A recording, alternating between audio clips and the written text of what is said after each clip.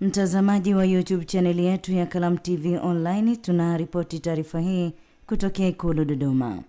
Rais wa Jamhuri ya Muungano wa Tanzania Mheshimiwa Dr. Samia Suluhu Hassan amemwasili mtoto mchanga wa kike leo tarehe 11 Machi 2026 katika makazi yake Ikulu Chamwino mkoani Dodoma.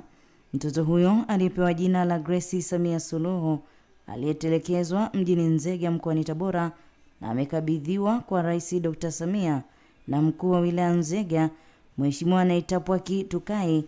Akizungumza wakati wa kumkabidhi mtoto huyo, mkuu wa wilaya Mheshimiwa Tukai amesema mtoto huyo aliokotwa tarehe 17 Januari mwaka huu akiwa ametelekezwa katika eneo jirani na nyumba ya wageni ya Kasulu Nzega mjini.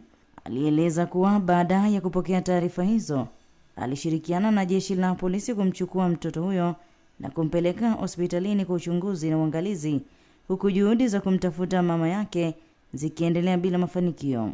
Rais Dr. Samia amemkaribisha mtoto huyo katika familia yake na kuahidi kumpatia malezi, ulinzi na huduma zote muhimu ili akue katika mazingira salama na yenye upendo. Usisahau kubonyeza alama subscribe kwenye YouTube chaneli yetu ya Kalamu TV Online ili uwe wa kwanza kupata taarifa zetu.